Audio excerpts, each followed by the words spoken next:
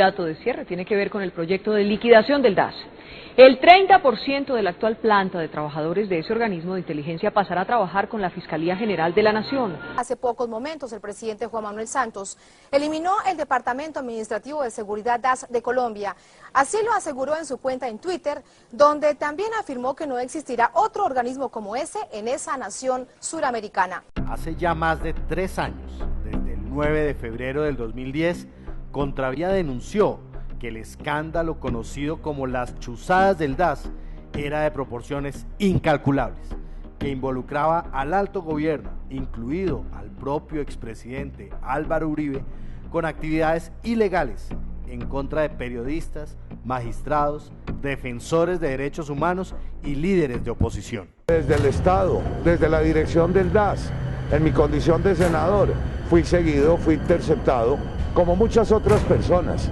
Y yo no era propiamente un enemigo del anterior gobierno, era su aliado político. ¿Qué no habrán hecho con los enemigos?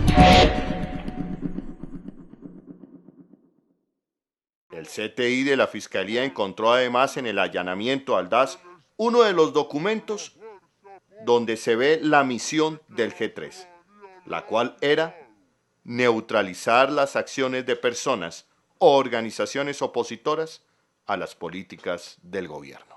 En lo que lleva el proceso de las chuzadas, el país y el mundo han escuchado aterrados las confesiones de los propios exdetectives del DAS, explicando graves acciones criminales tales como amenazas, robos, montajes, intimidación y desprestigio, que incluso han sido catalogadas ya como tortura psicológica en contra de opositores del gobierno Uribe. Recientemente descubrí la existencia de instrucciones oficiales del DAS para amenazar a mi hija en el año 2004, cuando ella tenía 10 años de edad. Esas instrucciones son absolutamente claras, particulares, en el sentido de anunciar no solo su muerte, sino también su violación sexual y su descuartizamiento. Esa llamada se dio en forma real en noviembre del año 2004 y fue fue el final de una serie de amenazas intimidatorias que recibí durante todo ese año.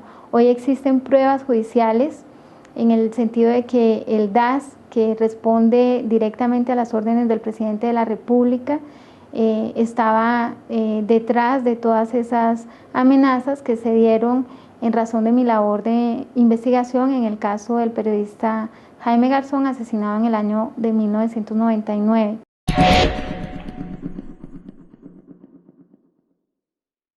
Este manual, un manual de amenazas, en este caso contra Claudia Julieta Duque y su hija menor.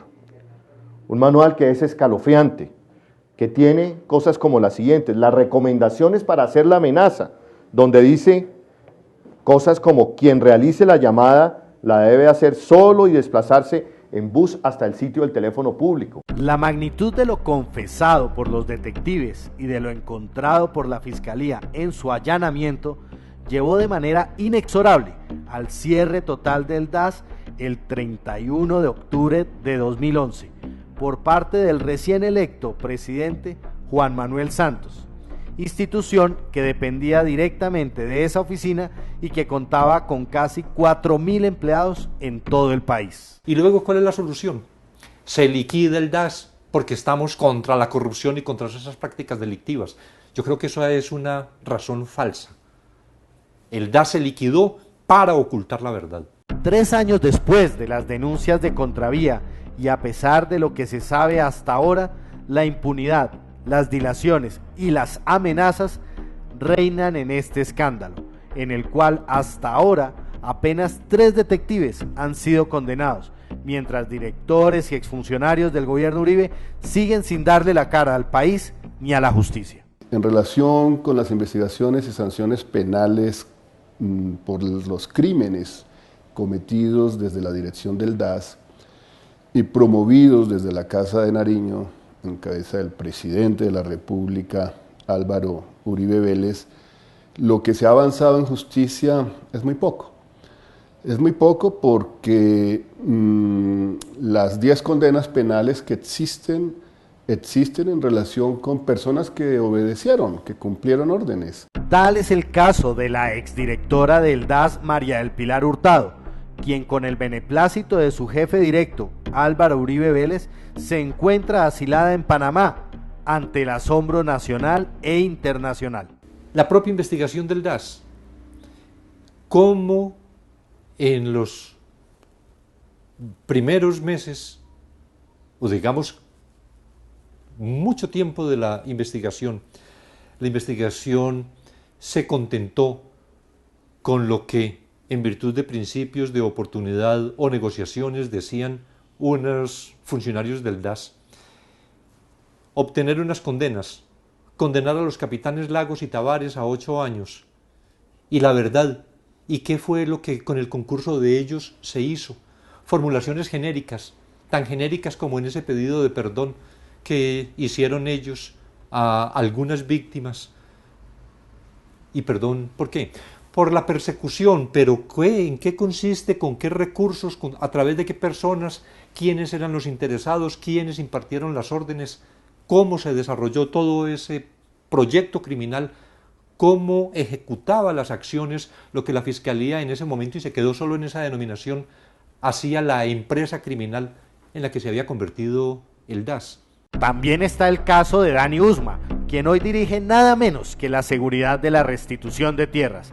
Esto a pesar de ser uno de los exagentes del DAS señalado de fabricar montajes, según lo declaró la ex subdirectora de operaciones de inteligencia Marta Leal, detenida en la cárcel Buen Pastor. Con perplejidad hemos visto que el señor Dani Usma está trabajando en el programa de protección de aquellas personas que, según la ley de víctimas y restitución de tierras, el gobierno les ofrece retornar en condiciones de seguridad a sus sitios de los cuales fueron desplazados.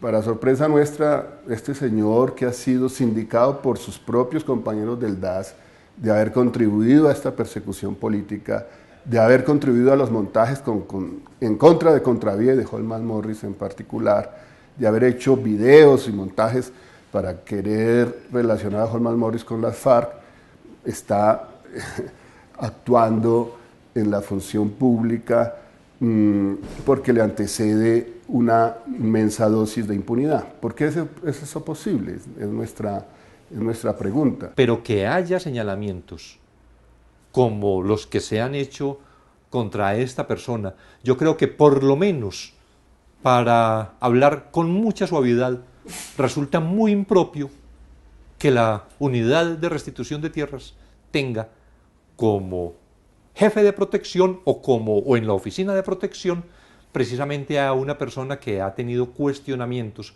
por actividades ilícitas de persecución en toda esta acción delictiva del DAS. Cuando el DAS se disolvió, cuando se liquidó, bueno, estamos que en el proceso de liquidación, cuando salieron todos sus funcionarios, entonces se dispuso, sin ningún examen, simplemente quienes estaban vinculados hay que pasarlos a organismos similares.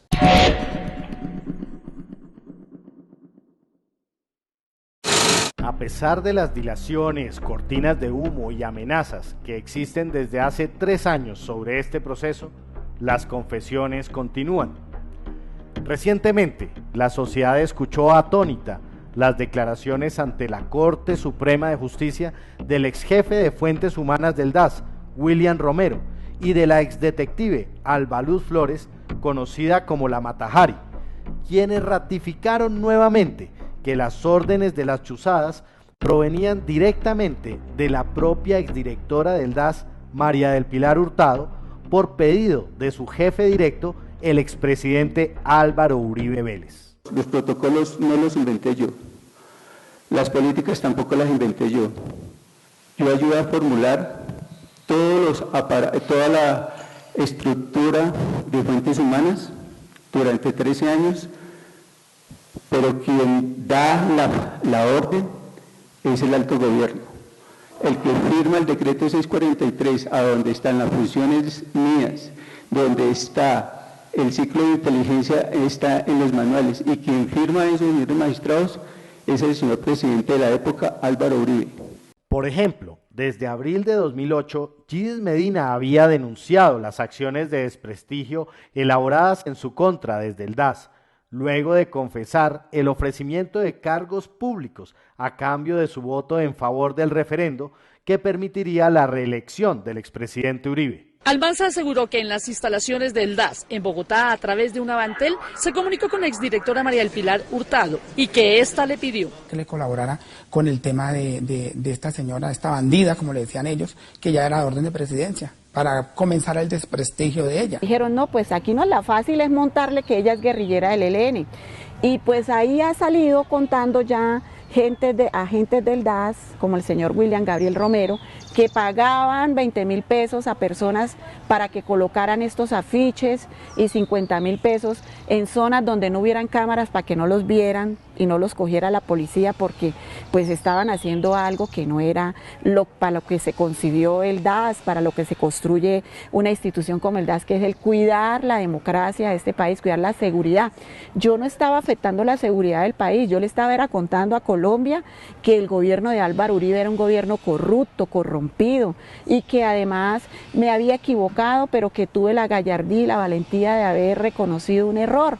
En sus declaraciones ante la Corte, William Romero afirmó que agentes del DAS distribuyeron afiches con una foto de Yidis Medina en la que aparecía la bandera del ELN y que esta operación fue avalada por María del Pilar Hurtado, directora del DAS en esa fecha. Órdenes de recolectar información de Yidis Medina, quien era para ese entonces del 2008 una persona que cuestionaba la gobernabilidad del presidente Álvaro Uribe. ¿Quién le dio esas órdenes? La doctora María del Pilar Hurtado y el capitán Fernando Tavares.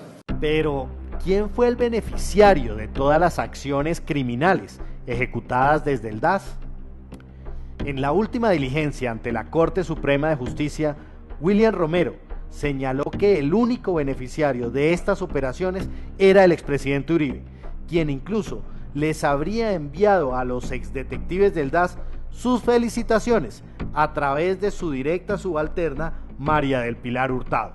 Si el gobierno ordenara el espionaje ilegal, tendría que ir a la cárcel, empezando por el presidente de la República. La verdad es que han afectado tanta gente y la afectaban en el pasado. Señor Romero, de acuerdo con su relato, la primera vez que se reunió usted con la doctora María del Pilar Hurtado, hacia mitad de 2008, ella mandó felicitar al grupo de control, ¿eso es correcto? Al grupo que estaba adelantando el plan escalera de la Corte Suprema de Justicia. Esa felicitación fue a la hoja de vida de los funcionarios. A la hoja de vida de Álvaro Uribe, que era la gente que estaba adelantando la tarea físicamente en la Corte Suprema de Justicia. Que se haya infiltrado la Corte Suprema de Justicia, que eso es de lo más escandaloso, porque no es posible que un poder del Estado pague a funcionarios de la Corte o a personal de seguridad, los escoltas, para que estén vigilando a otro poder del Estado, que consigan unas grabadoras para introducir, que hagan una actividad de seguimiento de sus miembros. Yo creo que eso en todo el mundo debió haber generado una sensación de desprotección cuando las autoridades son las que desatan esa persecución, que debía ser el mayor escándalo. Ahora nos escandalizamos por lo que Estados Unidos ha hecho en el mundo, de grabar a todo el mundo, de controlar todas las comunicaciones, pero eso era lo que se estaba haciendo. No sabemos si todavía se está haciendo, pero por lo menos lo que se hizo durante esos años del 2007, digamos más bien desde el 2004 hasta el 2009 es lo que tenemos conocido. Estoy absolutamente estremecido, horrorizado, por decirlo menos, con lo que acabo de escuchar directamente por parte de la Fiscalía, en el sentido de que la Casa de Nariño no solo era la destinataria de los seguimientos e interceptaciones ilegales, sino también que dirigía, direccionaba o manipulaba tales seguimientos y tales chuzadas, como se le denomina. Por otra parte, están las declaraciones de la Mata Hari, quien sorprendió en el año 2010 con los escalofriantes detalles de la Operación Escalera, que daba cuenta de las acciones de espionaje y desprestigio en contra de los magistrados de la Corte Suprema de Justicia.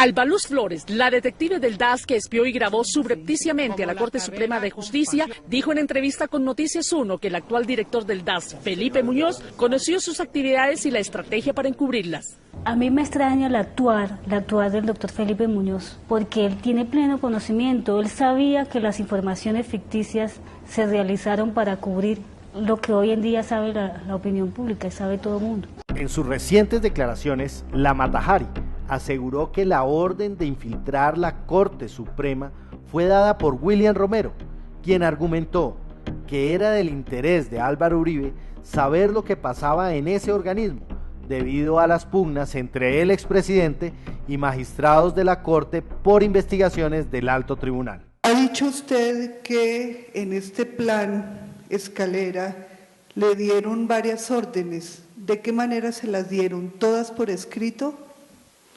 No, algunas fueron estaban en la misión, únicamente aparecía que debía reclutar fuentes humanas al interior de los blancos para obtener información privilegiada, pero la mayoría fueron verbales, por ejemplo, cuando me hacían requerimientos específicos, necesitamos el requerimiento del proceso del senador Mario Uribe. Es una información privilegiada y el solo hecho de ser privilegiada, de ser secreta, ya hace parte de la misión.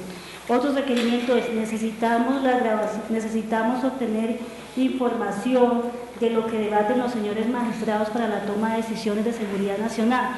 Adicionalmente, la Mata Hari dio a conocer los audios de audiencias de la Corte que fueron chuzadas y entregó copias de varios informes que habrían sido enviados a Presidencia y usados por Álvaro Uribe para la toma de decisiones. En ellos se daba cuenta de que los magistrados ya sospechaban que los estaban espiando, que los seguían y que les tomaban fotos a sus familias.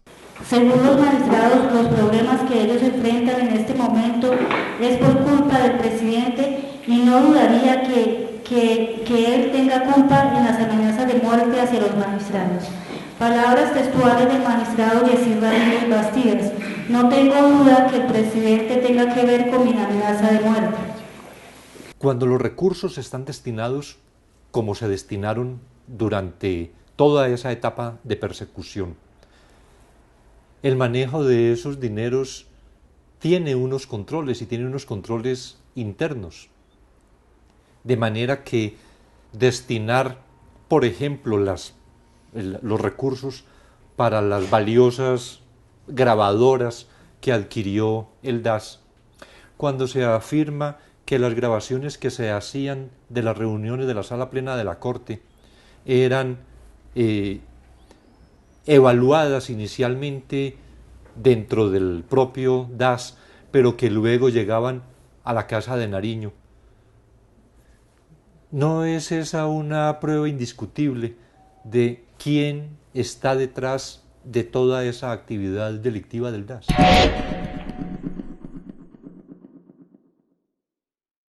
En esta ocasión, la exdetective Alba Luz Flores o la Mata Hari también pidió a su exjefe María del Pilar Hurtado, prófuga de la justicia en Panamá, venir a dar la cara y contarle al país lo que había sucedido, específicamente de quién habían provenido las órdenes.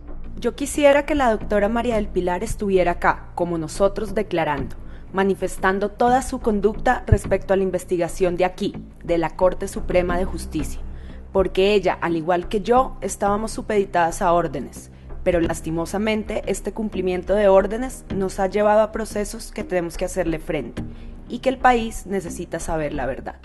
No ha habido tampoco ninguna actitud proactiva del gobierno nacional ni de la Cancillería para cuestionar por lo menos una respuesta enemistosa de Panamá frente a la institucionalidad colombiana, una agresión a la Corte Suprema de Justicia y a la democracia colombiana por un asilo irregularmente concedido a alguien que, como lo demostramos nosotros en la misión que hicimos a Panamá con Holman Morris, no había sido en absoluto perseguida ni amenazada de muerte en Colombia cuando fue directora del DAS, ni después de haber sido ya una persona actuando en el campo de la ciudadanía común y corriente. Así que no tenía por qué haber huido del país, tenía que haber confrontado los cargos ante la Corte Suprema de Justicia, haber ejercido su derecho a la defensa, pero eso es parte de la complejidad y de la irregularidad de todo lo que ha venido sucediendo con la impunidad en este proceso. Finalmente, la exdetective Flores, así como el subdirector de Fuentes Humanas, William Romero, han denunciado reiteradas amenazas contra su vida. Flores, o la Matajari, aseguró que detrás de estas amenazas está un grupo político muy poderoso y señaló como culpable al exdirector del DAS, Felipe Muñoz. Quiero dejar una constancia el día de hoy que a través de mis intervenciones, el haber colaborado y estar colaborando con la justicia, mi seguridad la veo vulnerada, la tengo, esta seguridad, esta vulneración viene desde hace cerca de 3 años y ahorita pues quiero dejar una constancia para que los organismos de derechos humanos tengan conocimiento de lo que me pueda suceder a mí, a mi familia y a los abogados que me asisten. Pese a estas recientes declaraciones de los exdetectives del DAS, Romero y Matajari, los avances en la justicia siguen siendo muy pocos. Ese balance no es un balance positivo. El proceso contra Álvaro Uribe Vélez en la Comisión de Investigación y Acusación de la Cámara no avanza. Las pruebas que fueron decretadas y que se reiteraron a través de una acción de tutela siguen sin realizarse en lo fundamental. Se niega a la comisión, pese a toda la evidencia que existe, a abrirle formal investigación penal y disciplinaria, porque también tiene esa competencia, a Álvaro Uribe Vélez. Así que yo diría, el país conoce quizás un 20% de todos los crímenes que se cometieron desde el DAS durante la administración de Uribe Vélez. Nosotros hemos identificado más de 600 víctimas y sin embargo las posibilidades de justicia para esas víctimas está bastante restringida y las posibilidades de verdad son mucho menores. Lo que todo el mundo tiene que suponer, inclusive aún antes de que estas personas se hubieran declarado, que acciones de esta naturaleza no podían corresponder a la voluntad, a la decisión de mandos medios de una institución, que todo tenía que estar dirigido y que había que mirar siempre arriba del DAS, a qué está adscrito el DAS, quién es el jefe de la dirección del DAS y a quién favorece, a quién beneficia toda la actividad delictiva que realizaba el DAS. Entonces, señalar ahora estas personas que desde la Casa de Nariño recibían felicitaciones porque que las transmitía la directora del DAS, porque la infiltración a la Corte, por ejemplo, estaba resultando muy provechosa. Eso lo único que hace es confirmar lo que tenía que sospecharse. Y es que tal como lo aseguramos desde el principio, el escándalo de las llamadas chuzadas del DAS está en la mira de la justicia internacional, quienes recientemente nos expresaron su preocupación frente al tema y los pocos avances en la justicia. It's a question of assessing whether the national judiciary in Colombia is in a position to conduct genuine proceedings. And the DAS scandal, as it was called, is relevant for that purpose because it could show that in some cases there could be interferences from the executive in particular into proceedings conducted by the judiciary. So the question we ask ourselves is what findings could be reached, what lessons could be learned from this case to assess the genuineness of proceedings in Colombia. Y es que si la Comisión de Acusaciones del Congreso de la República no da resultados en materia de justicia aquí en Colombia, será la Corte Penal Internacional quien deberá intervenir. Is the impact that what we call the complementarity impact. It is also a message that we send to the national authorities that one, they have the primary responsibility to investigate and prosecute ICC crimes, and two, if they don't do it or if the proceedings are vitiated by a lack of willingness or by inability, then the ICC will be entitled to take over from the national authorities. También públicamente de pronto se ha venido haciendo la afirmación y que efectivamente correspondería a un delito de persecución que es de competencia de la Corte Penal Internacional y que entraría a asumir la investigación precisamente cuando las autoridades internas, cuando los órganos competentes internos no cumplen con su responsabilidad de adelantar investigaciones profundas, imparciales, independientes.